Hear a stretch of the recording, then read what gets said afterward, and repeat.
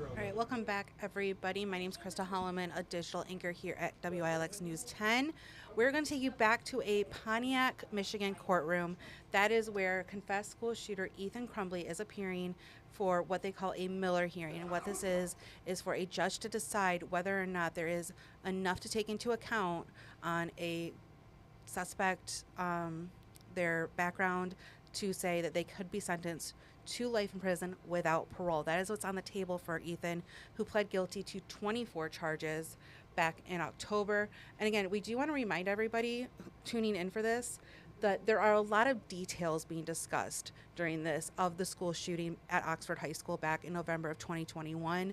Those details do include graphic drawings, profanity, firsthand accounts of the incident from students and staff and first responders, as well as some images and sound from that day. We also want to note that some of those taking the stand are minors, in which case they will not be shown on camera for their privacy, but we will be cutting away to Ethan sitting right there at the defense's table, or the prosecutors if they are the ones doing the questioning. So we're going to take you in and listen in right now. Doctor, you're going to approach the witness stand. You're going to stand in the witness box, face my clerk to be sworn, sir. Thank you.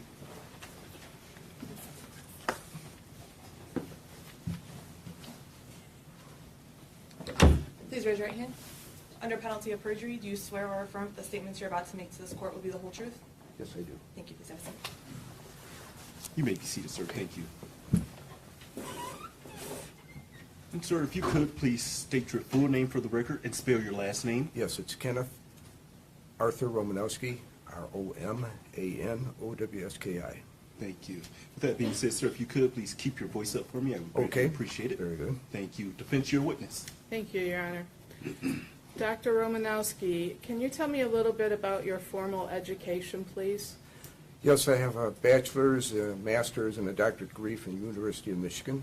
All of them are from University of Michigan? Yes, they are. And what is your bachelor degree in? Bachelor's was in social sciences and history. Did you have a specific major? That was the major. Social science? Yes. What about your master's? The master's was guidance and counseling. And your PhD? Counseling and community agencies. And pursuant to that and your employment, do you have any sort of state licensing? Master social worker, but that needs to be renewed. And are you a member of any professional associations, and if so, which ones? Michigan Correction Organization and the American Corrections Association. Can you tell us a little bit about your employment, please? Yes, I started work in the corrections field as a juvenile care worker in a juvenile facility in 1975. Did that for about a year. Then I worked in a group home for juveniles. This is for juveniles being released from the boys training school, and also for boys that were coming into the system from other avenues. But most of these were troubled youth coming into the facility who had been in some form of detention. In 1979, I began working with the Department of Corrections. I was hired in as an agent in charge at a halfway house for offenders being released from prison. They were actually released on prison status, and they were stayed there for roughly a year or two while they found employment and maintained their family ties, and then they were finally released on the parole. And prior to that, after that, I went to work with the Genesee County Probation Office, where I was a probation officer, and I did that for a few years, and then I went back to the Correction Center as agent in charge, as a supervisor, and then later as a manager of both the halfway house and the parole office in Genesee County. And what positions have you held as a deputy or a warden? Okay.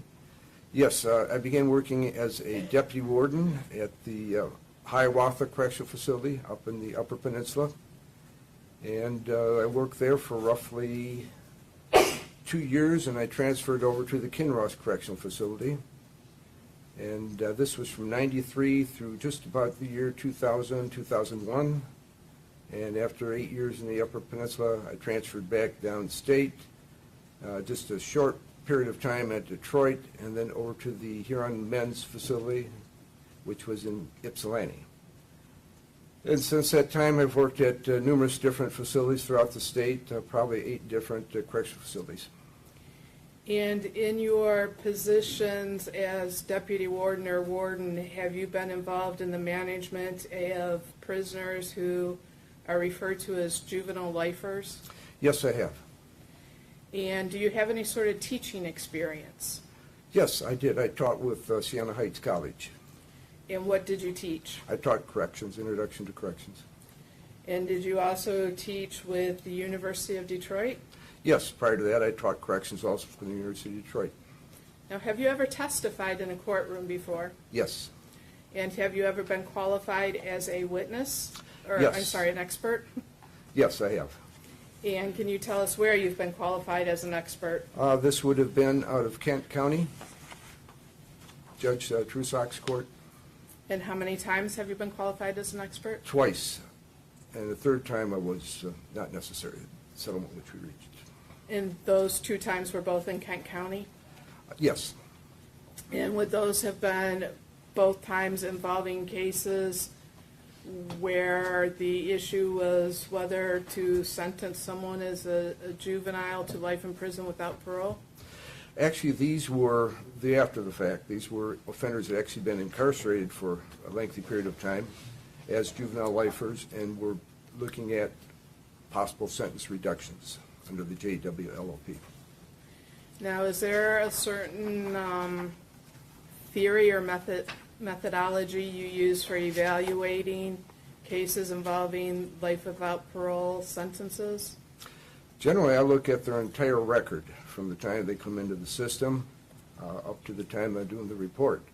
And I look at their misconduct history, what they've done since they were in prison.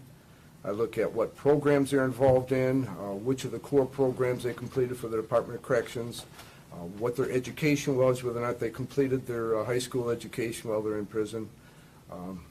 Looked at their employment. Did they maintain employment while they were in prison? Your Honor, at this time I'd like to qualify Dr. Romanowski as an expert in corrections. No objection, Your Honor. Thank you. This witness will be reflected as an expert in the area of corrections. You may proceed. Now, Dr. Romanowski, this case is a little different, correct? That is correct. And could you describe how it's different?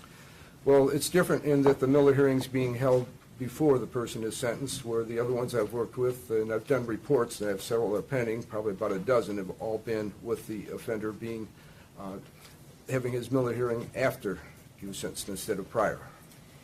And just kind of briefly, that's because Miller brought about a change in the law, correct? Correct. And so people that had been sentenced as juveniles to life without parole then had the opportunity to be released, correct? Correct. And in your work, are you familiar with the Miller factors? Yes, for the most part. In particular, you're familiar with the one involving rehabilitation, would that be true? Yes, potential for rehabilitation and maturity or immaturity of the offender. Have you reviewed any sort of documents regarding Ethan Crumbley? Yes, I have. And what types of documents have you reviewed? For the most part, the documents I reviewed were his jail records. And is it customary for you to consider those types of records in your role as a witness? Generally, when I'm considering those records, it's in addition to the Department of Corrections records. But in this case, all I had were the records from Oakland County Jail. And have you ever met or interviewed Ethan Crumbley? No, I have not. And you don't know information as to some of the factors, for example, his home life or family environment, correct? Only from what I read in the news. Thank you.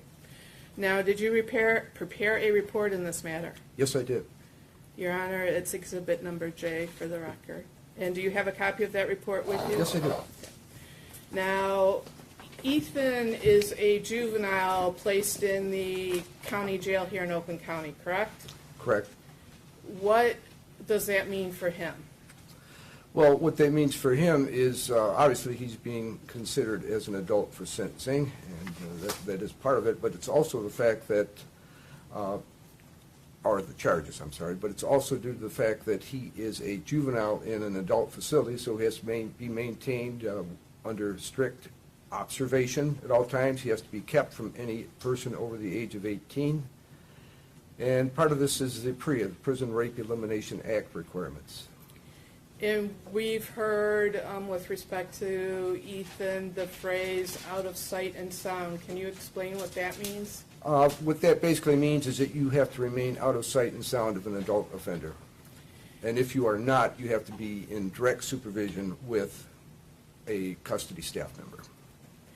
Now, are you familiar with the Oakland County Jail, the physical structure? No, I am not. Okay.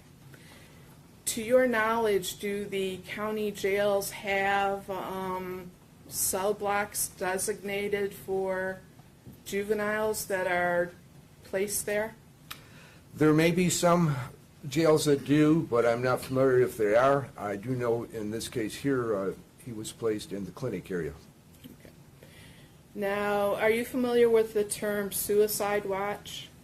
Yes, I am. And in reviewing the records regarding Ethan, has Ethan ever been on suicide watch? Yes, several times while I was in the Oakland County Jail. And what does suicide watch consist of? It's basically direct observation. They're recorded every 15 minutes, but I believe they also put him on the camera, so he's constantly under view of the staff member. And is that a little bit different from something called active behavior watch? Yes, it is, but the two, in terms of the amount of frequency of checks, are the same. They're every 15 minutes. Is Ethan subject to active behavior watch? He has been. Most of his time he's been in the jail. Matter of fact, all the time if it wasn't suicide. And that means somebody's checking on him, you said, every 15 minutes? That is correct. And they do something to notate what they've checked or what they've observed? Yes, that's on the active suicide watch sheet, and these are recorded every 15 minutes, plus whether or not he was standing, sitting, laying, whatever. Do you know what commissary is? Yes. What is that? Commissary is basically where you can order items for yourself if you have the funds to pay for them, such as snacks. And I think in Ethan's case, he ordered quite a few snacks out of the commissary, and that's why he wasn't eating his meals.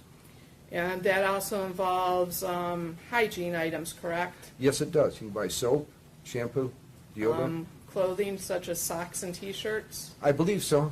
Okay. Now, are you familiar with the term privilege as it's used in the jail or prison environment? Yes, privileges in the jail and prison are going to be a little bit different, but I believe in his case he was under administrative segregation type setting. I mean, he was not released from his cell, so his privileges would have been basically his visits, his phone time, maybe his use of the tablet, which all the offenders have provided use of the tablet, and possibly his movies and his television. Now, you just mentioned administrative segregation. Does Ethan get to go outside? Does he have that opportunity? I'm not sure if the jail has an outside pen or not, but if so, it would be under a caged area. Does he get a recreation time if it's perhaps inside instead of Yes, outside? I believe he does, yes. And do you know about how many times a week or how long? I believe it's 1 hour per day. And did you see any records where Ethan takes advantage or doesn't take advantage of that opportunity? For the most part, he did not take advantage of that. Now, those records you reviewed, do those also reflect that he was diagnosed with a mental illness? I saw in the records where he was being seen by a psychiatrist, but I did not have any mental health records to review. Okay. The records you reviewed, did they show that he was compliant with taking his medication? Not always, but it looked like for the most part he was. And more frequently than not, he took it? I am guessing, again, this is based upon the suicide watch sheets. They'll note that. And also the observation sheets will note that, too. There's a box that they check if the meds are taken. In some cases, it was left blank, so either I assumed he was no longer on meds or they just didn't record it. But I would say about half and half. Now, it doesn't say what the medication is or what it's for, though, correct? No, it does not. Now, you mentioned you noticed from the records he was participating in some sort of counseling? Yes, he was in counseling with a therapist. He was seeing a therapist. Now, what kind of counseling he was in, I couldn't tell you. Did that increase or decrease in frequency? I believe he was seeing the psychiatrist once a week. And he's consistently participated with that therapist, correct? Yes, I don't think he's refused to see the psychiatrist. Now,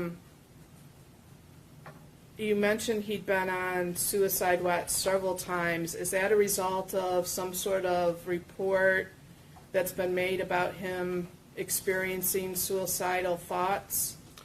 Yes, those reports are found in the IMAX system. I'm not sure what IMAX stands for, but it's generally the find reports from the jail. The find reports are the incident reports that occur. And these are a little bit more detailed in terms of his behavior while he's in the jail. And there were several occasions where he had either done something towards self-harm, such as hitting his head into the wall or ramming his head into the door, or possible suicide behavior. There's one occasion where he was on his bunk with his shirt tied around the speaker, and then his shirt tied to that, and it was believed he was trying to hang himself, but it says also that he said he was just trying to muffle the noise, and there was in fact a report maybe a week prior that he was trying to muffle the noise. Now, you mentioned IMAX. Is that something you had access to as well? Yes, I had those were the find results, generally. And in those records, did you see that he had been reporting hearing voices and being paranoid? Yes, I did. And what about any sort of indication of delusional behavior or paranoia before the incident? Prior to the murders, he was, in fact, hearing voices, I believe, at his home. His parents had reported that he had some delusional behavior, and he had some fear about staying in the home because of persons coming out of different rooms. Now, you've mentioned misconduct. Between November and December of 2021, were there any instances of misconduct that you found in the records? No, there were not. How about any misconduct in the entire year of 2022? No, none that I noticed. Did you notice any sort of misconduct in the year 2023? Yes, I did. That's all the misconduct that I found was in those years. And what types of misconduct was that? Okay. The misconducts, by the way, all occurred within about a 3-month period from February through May of 23. And for the most part, the misconducts were what we call minor rule violations in Department of Corrections, but should be noted the Oakland County Jail does refer to them as formal misconducts. These misconducts would include items, such things as making items out of toilet paper, which were dice, and then making a checkerboard to roll the dice, or a game board to roll the dice on. Another occasion, he in fact had his window that they look in, the deputies look into his cell, blocked with cardboard boxes and also trash bags. They were taken down, but he put them back up, so they just took them out of the room. There was another incident in which his password was given to another inmate, so that inmate could make phone calls to his relatives. He'd obviously either used his or didn't have the credits for the phone calls. Okay, so let me stop you there for a minute. As it relates to phone usage, you have to have some sort of credits. Does that cost money? I believe it does in the county jail. And you are assigned some sort of a number or password that you then put in the phone as you're making an outgoing call? That is correct. Obviously, you don't receive incoming calls, correct? No, you do not receive incoming calls unless it's maybe from your attorney. Now, have there been any instances where his cell wasn't as clean as the deputies thought it should be? Probably most incidents. Okay. And you mentioned that here in the county jail, they have a different significance than they do in the Department of Corrections, correct? Yes, they're at a different level. These probably would correlate to a major misconduct in the county jail, Whereas within the Department of Corrections, they would be minor misconducts or even violation of posted rules, which would be like a summary ticket.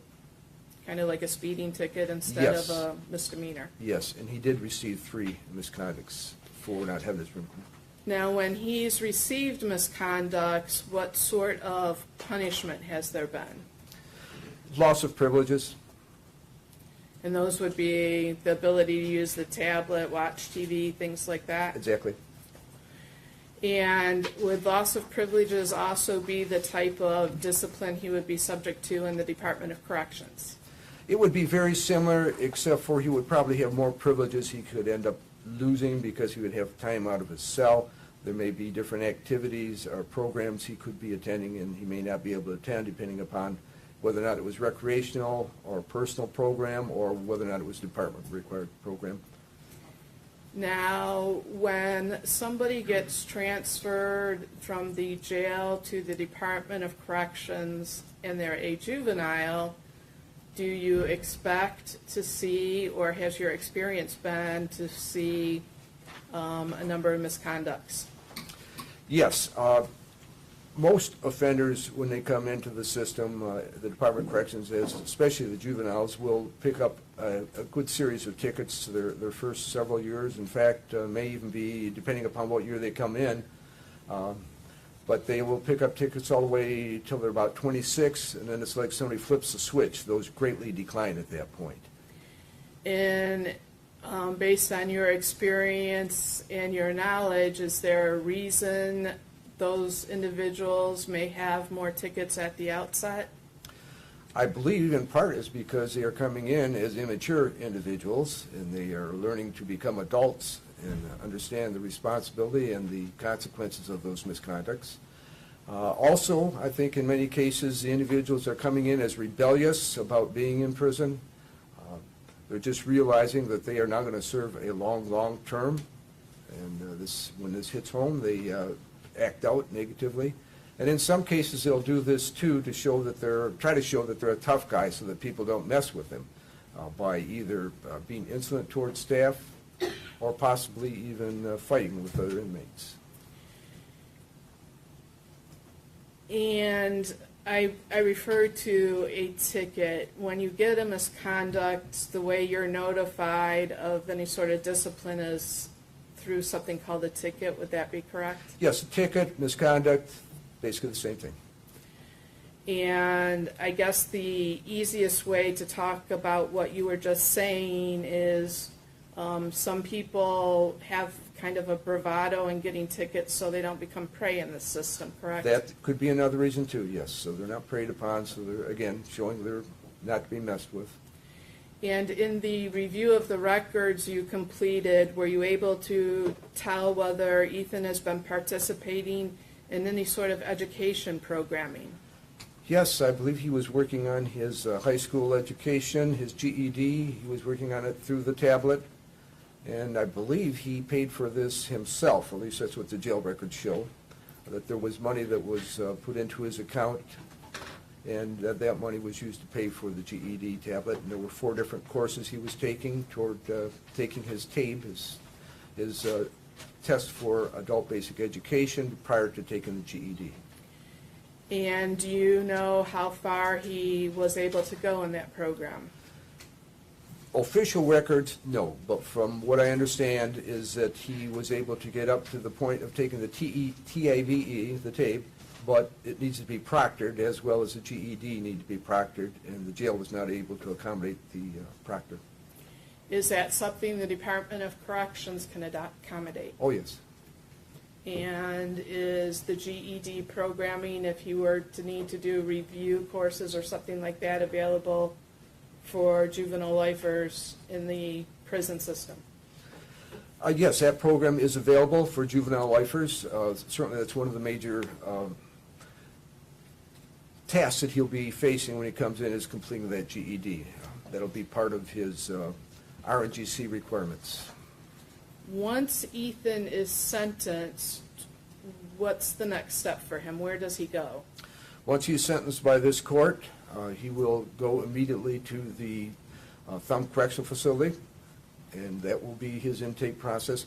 Normally, offenders over 18 and over would go to RGC in Jackson, but in this case here, the RGC is at the Thumb for the youthful offenders.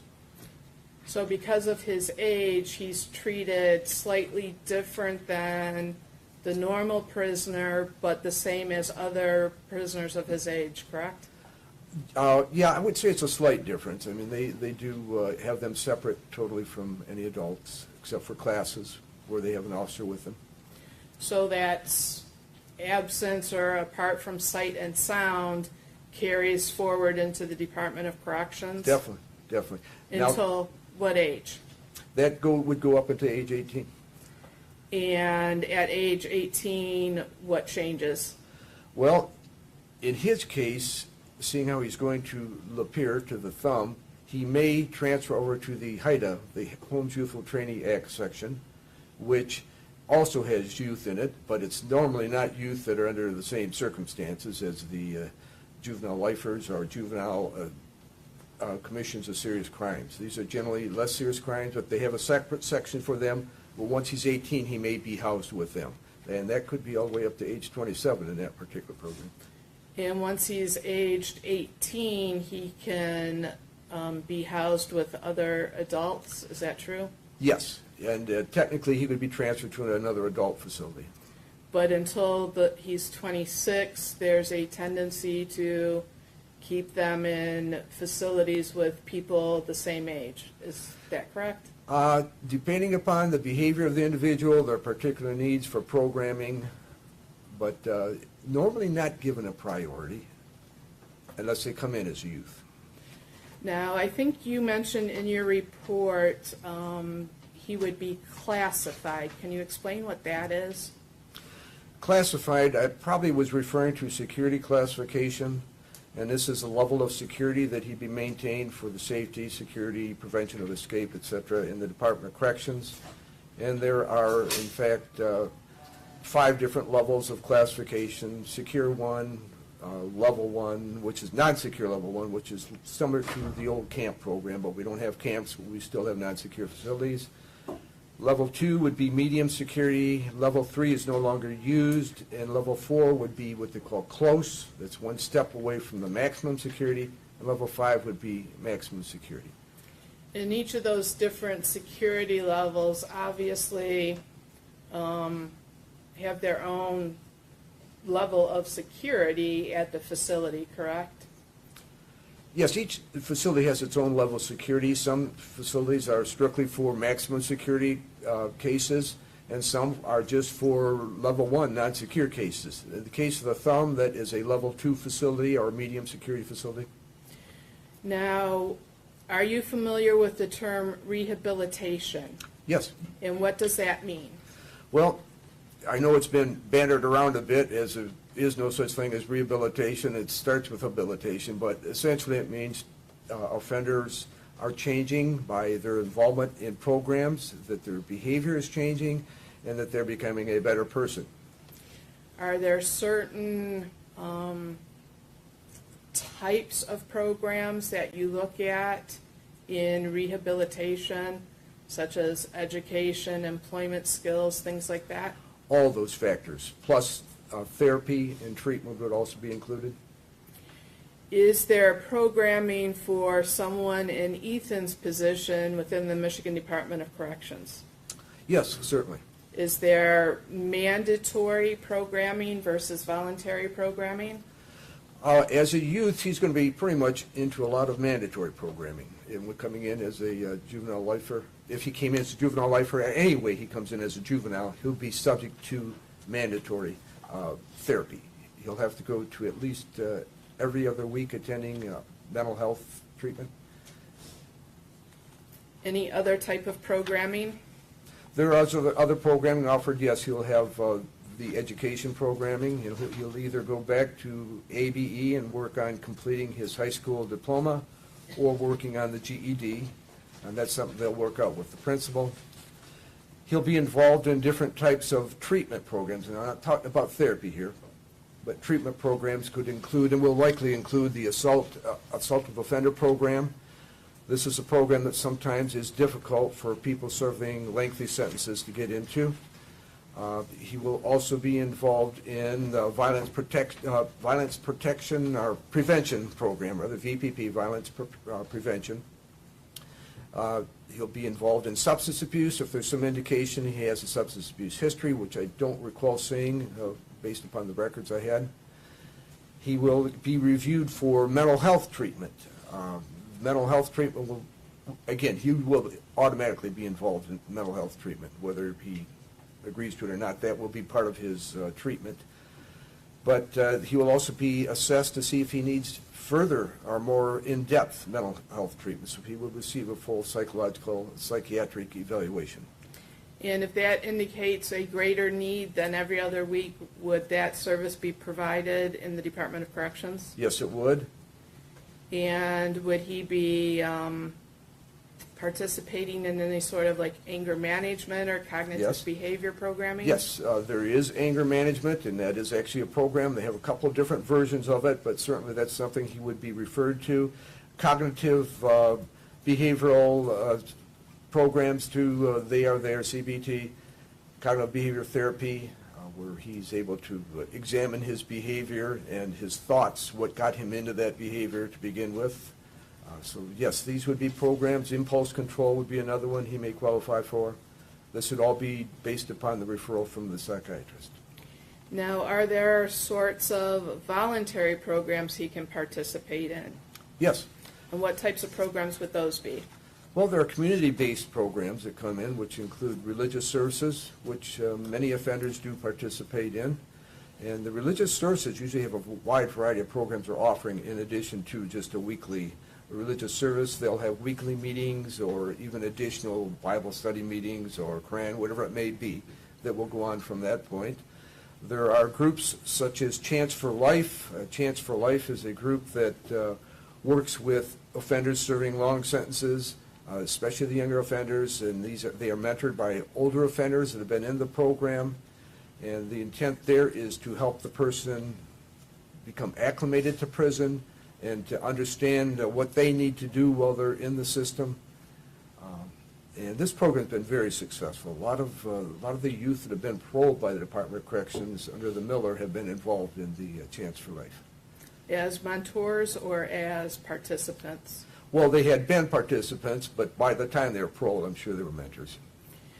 Now, what sorts of educational opportunities beyond high school are there in the Department of Corrections?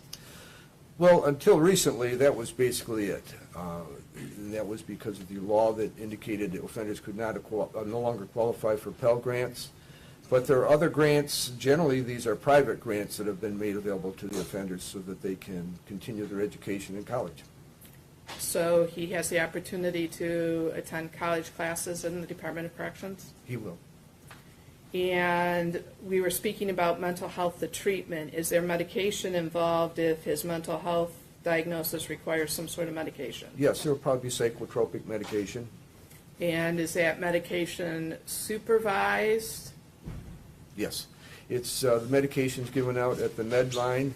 The med line has an officer that watches the offender. The nurse also watches the offender as the medication is handed to him, and he has to put it in his mouth, drink it with the water, and then do a tongue check to make sure it was swallowed. What about employment opportunities? Are there any employment opportunities for someone in his position? When he first gets in, he's going to be limited to employment in the youth housing, and that will probably be as a porter, assistance in serving food, or groundskeeper, maintenance type positions, cleaning positions, all right in the housing, the youth housing. And that would be because of his age being under 18? Yes, that is correct. And are those same opportunities available once he turns 18? Well, if he stays in the youth section, again with the HIDA, he probably will have that same kind of employment. If he's put into the GP, which he would qualify for, the general population, then he'd have more different possibilities for jobs. His jobs could include working as a clerk in the library. It could be working as a student assistant. It could be working on the grounds, much bigger grounds, obviously, in the general population. Could be working with the maintenance department. Could be working in the laundry, the commissary. So there are many different places he could work in. Now, are there any sort of risk assessment tools used in the Michigan Department of Corrections? Yes, there are several different risk assessment tools. And could you describe those?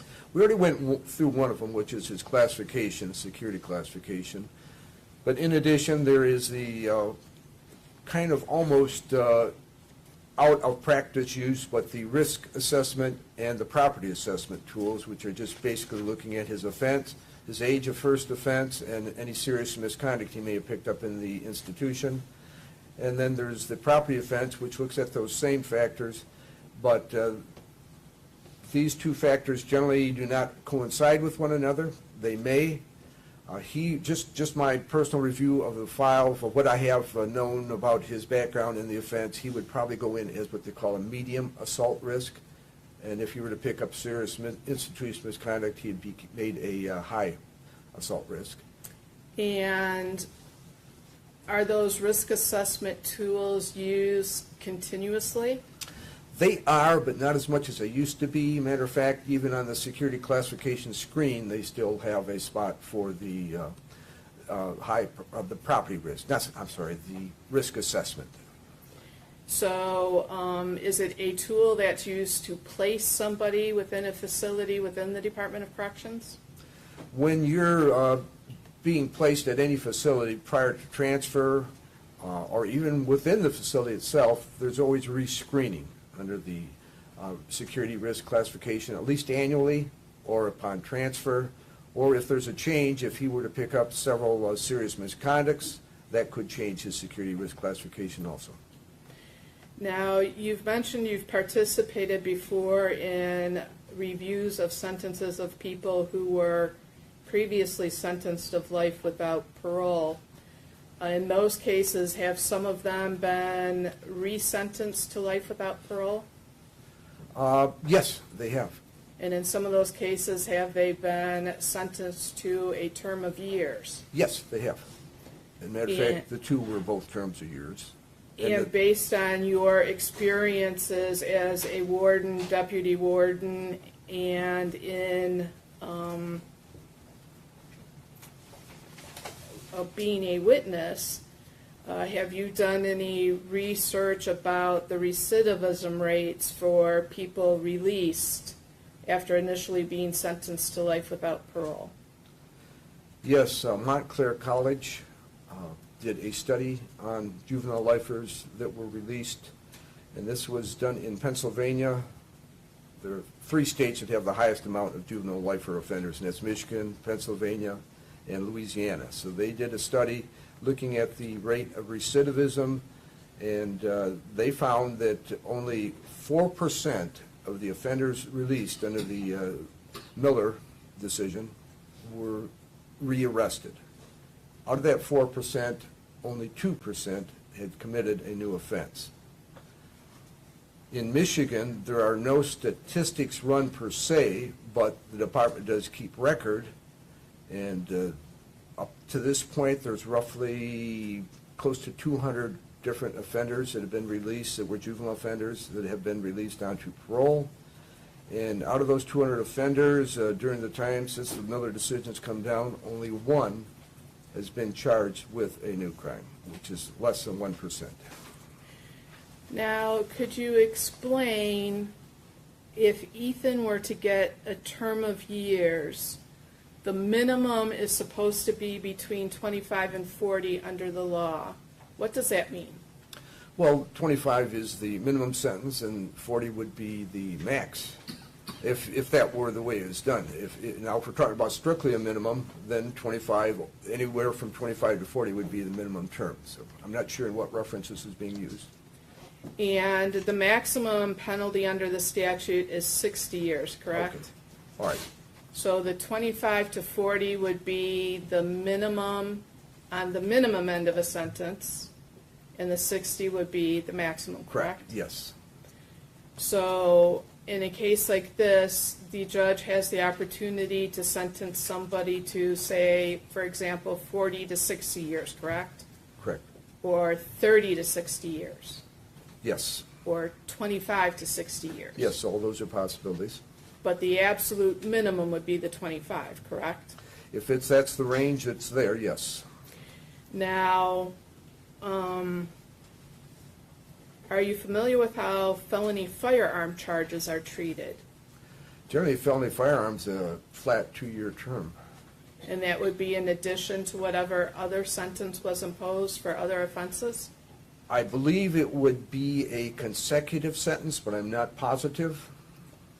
So consecutive, you would mean like 2 plus something, correct?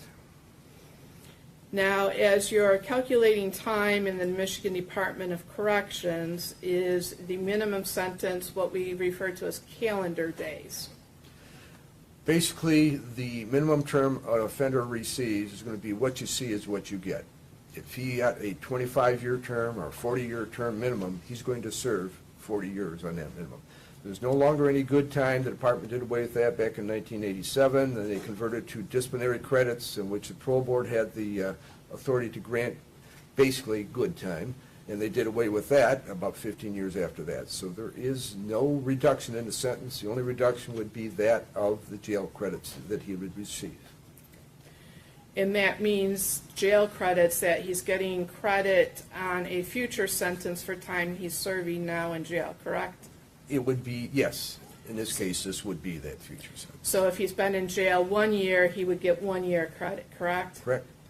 And that would go, if you know, if you're not, let me know, to the felony firearm counts, correct? That I do not know. Okay. Now, if he were to be sentenced to, for example, 30 years to 60 years, when he hits the 30-year mark, what happens? Well, really, it doesn't mean he gets out, walks out the door. That just means he's served the minimum amount he needs to serve in prison.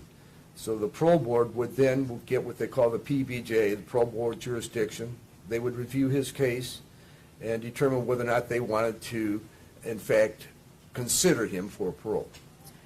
And how many people make up the parole board, do you know? Usually it's 10 members together. A majority has to be in favor of any decision, major decision.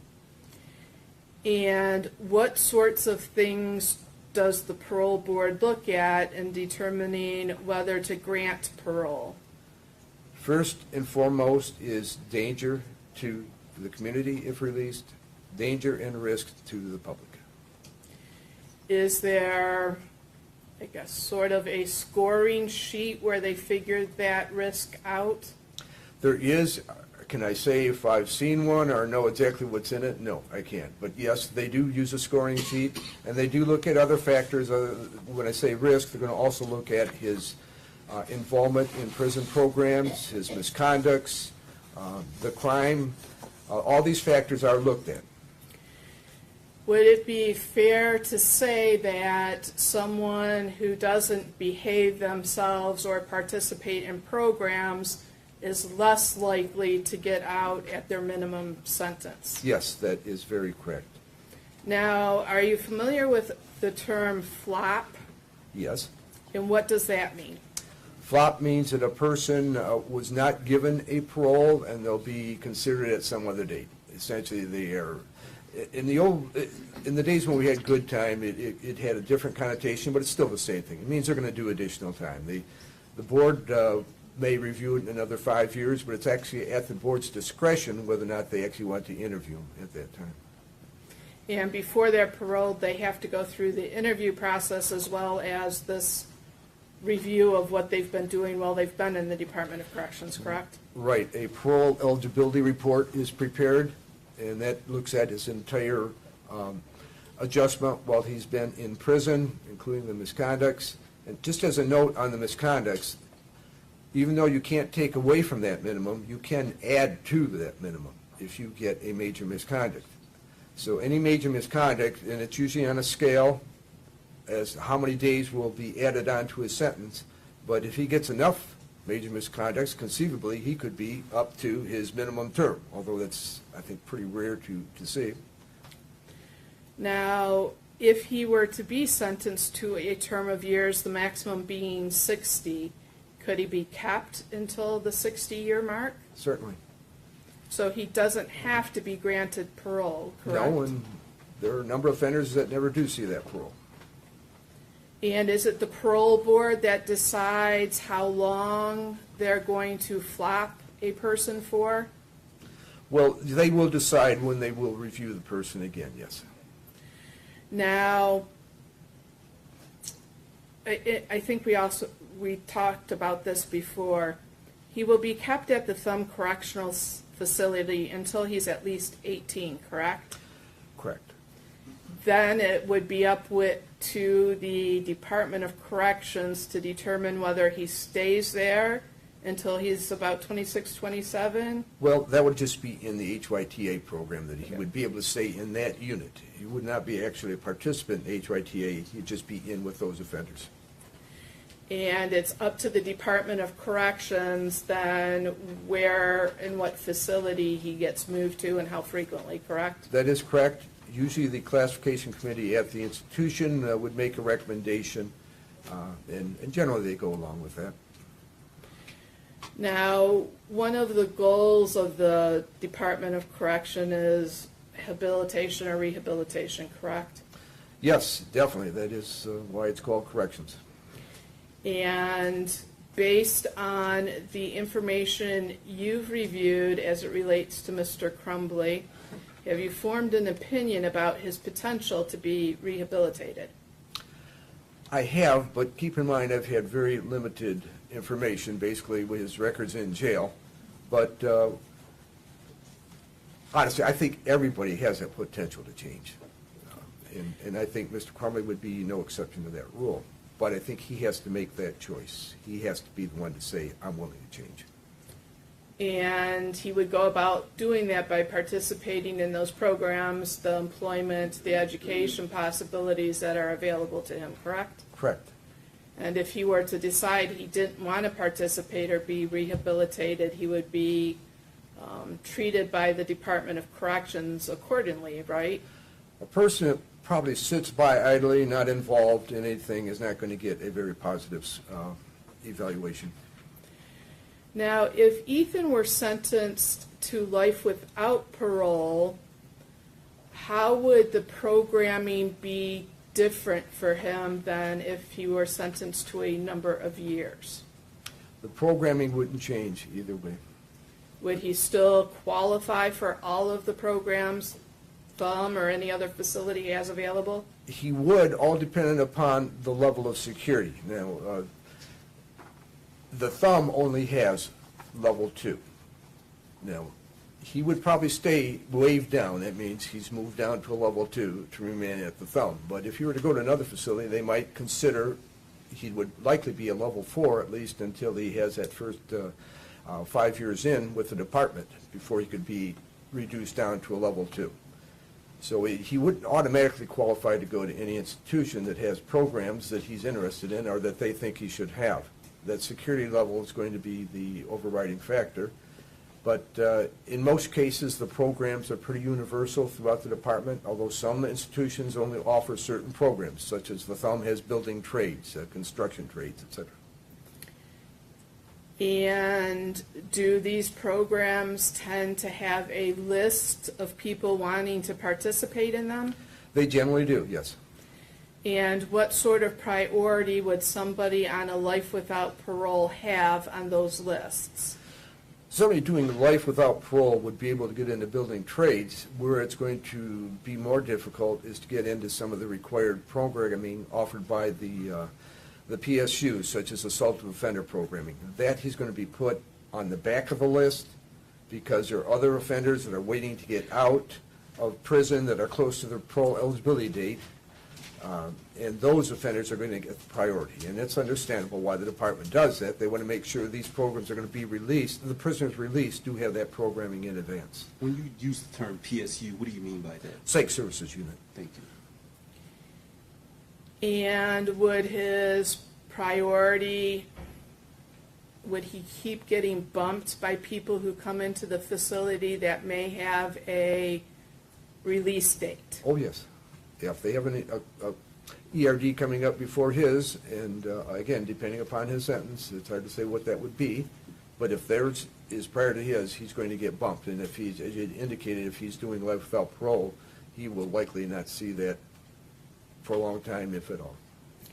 And ERD, which you just referred to, is earliest release date? That is correct.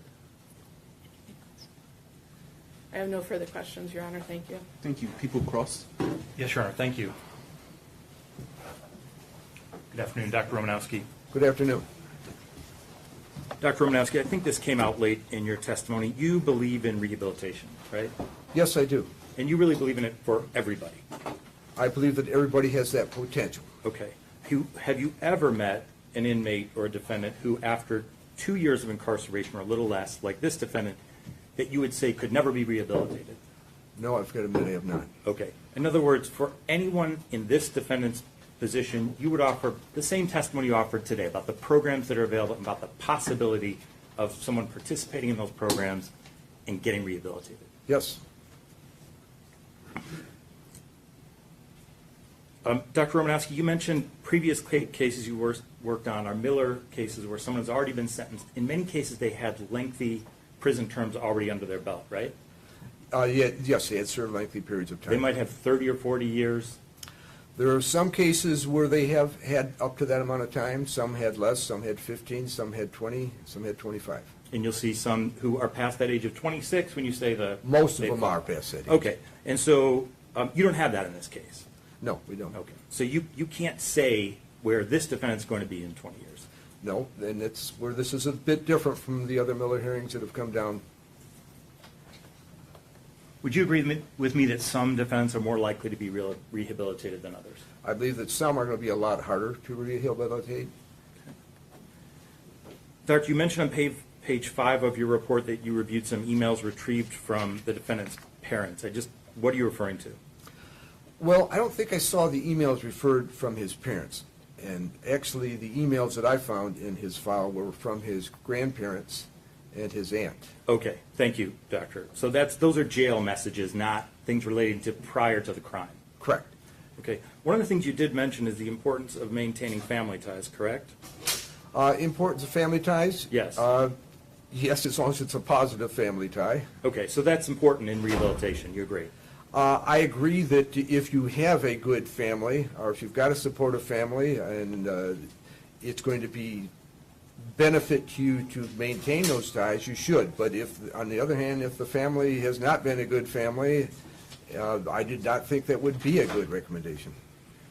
So, Doctor, are you familiar with this defendant's parents' actions after his arrest? Yes, I am. Okay, and are you familiar with the text message his mother sent to a friend? And I'm going to read it to you, and you can tell me if you're aware of this. The best lawyer in the world isn't going to get the defendant out of prison, so right now we're taking care of ourselves. Yes, I believe I read that, and where I read it, though, was actually in the news. Okay. And are you aware that his parents drained his bank account? No, I wasn't aware of that. Okay, and so when you talked about the defendant paying for his GED, you're not indicating that he came up with that money. In fact, he came in with $0 because his parents had taken all his money. Right. I believe his relatives put the money in his account, Okay. other relatives, other than his parents. Doctor, did you watch the hearing yesterday? No, I did not. Okay, and did you watch the hearing this morning? Only news clips. Okay, so you didn't hear the victims who were in the school testify? No, I didn't, but I know it's horrific. You've never seen the video of the school shooting? No, I have not. All right. You're not familiar with this defendant's history of obsession with extreme violence, about spending a lot of times on websites they aggregate videos of people being beheaded and cats being boiled alive? No, I'm not aware. I did hear that on the news. You've not reviewed the video of this defendant torturing a baby bird, No, or about his writings about that and how he enjoyed that, no. about his desire to kill and torture, particularly to kill and torture younger victims, not just baby birds, but as he said, little kids. I've heard about it, but I did not see the video or anything to that regard. Are you aware of the way each of the victims in this case was killed? I know they were shot. Now, I don't think it was execution style. I'm assuming this was random.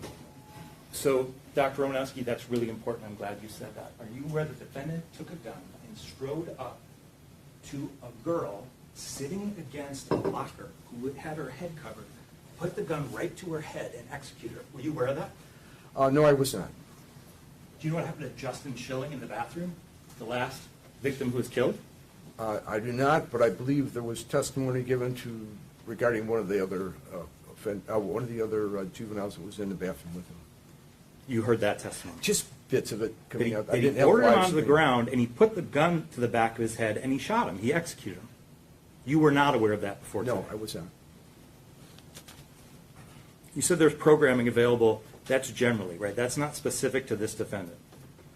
There is no programming that is designed to be specific to any one defendant. I just want to ask you about a couple of those programs. You're not aware that this defendant needs substance abuse treatment. No, I was not. Okay. You mentioned a program that helps with patients. You're not aware that this defendant needs help with patients.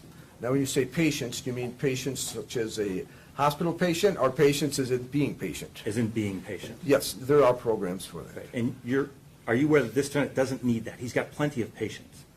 I don't know if I am aware he has plenty of patients. Okay. Are you aware whether he has a problem with impulse control? I would assume he does have a problem with impulse control. Okay. You're assuming that.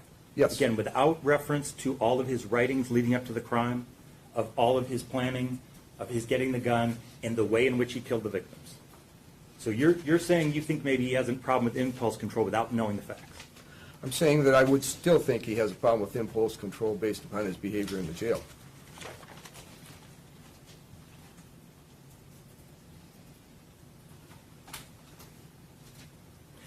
You referenced, Doctor, that right now there's no good time for defendants. You mentioned that?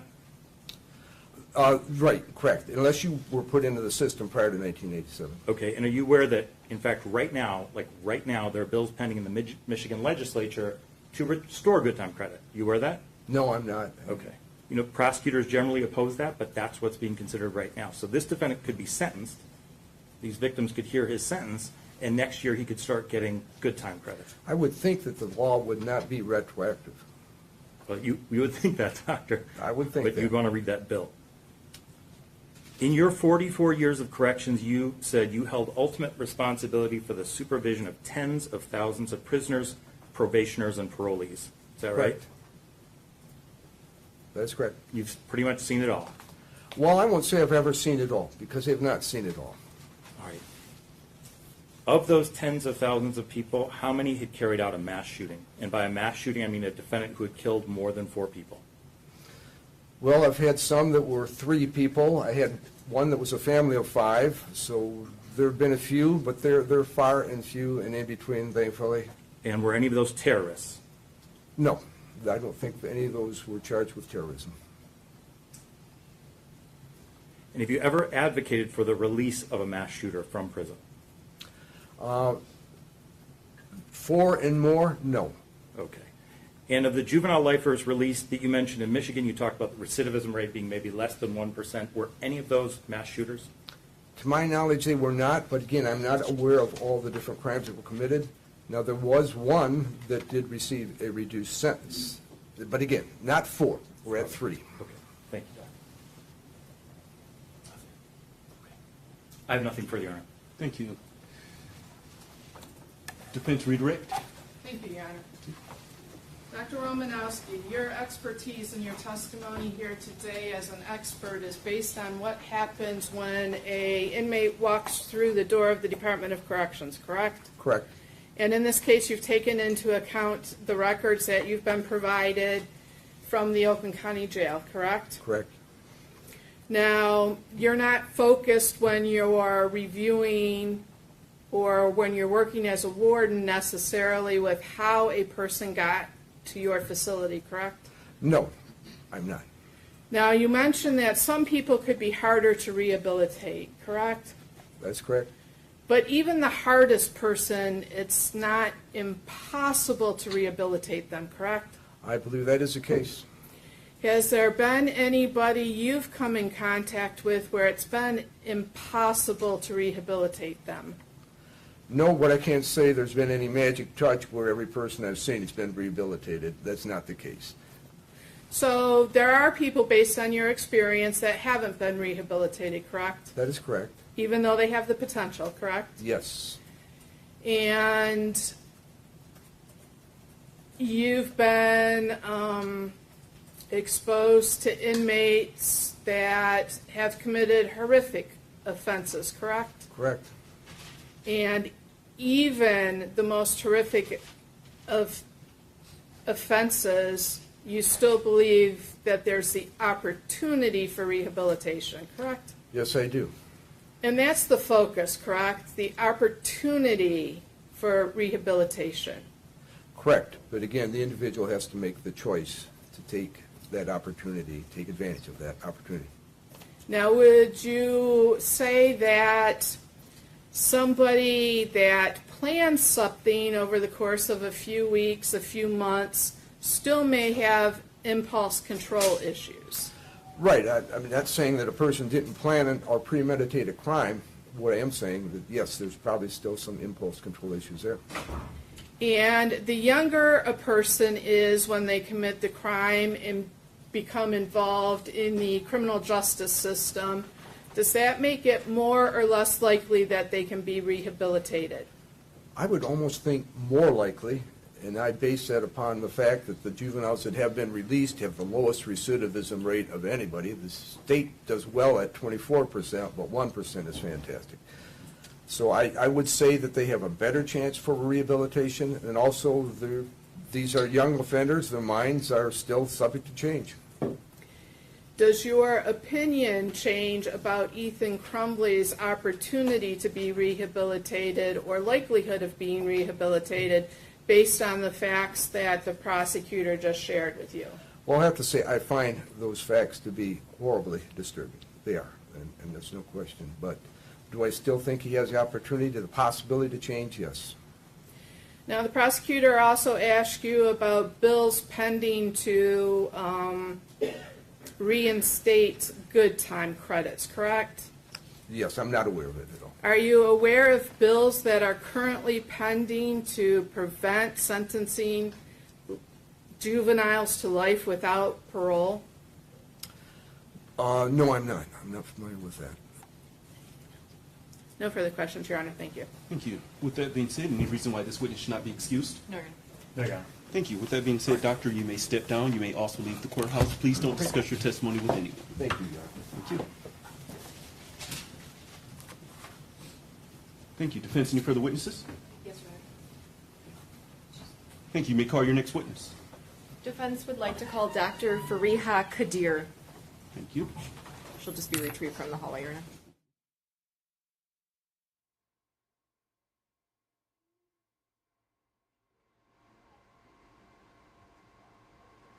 All right, during this break in the hearing, we're going to take a short break, and we'll come back in a little bit later as they resume.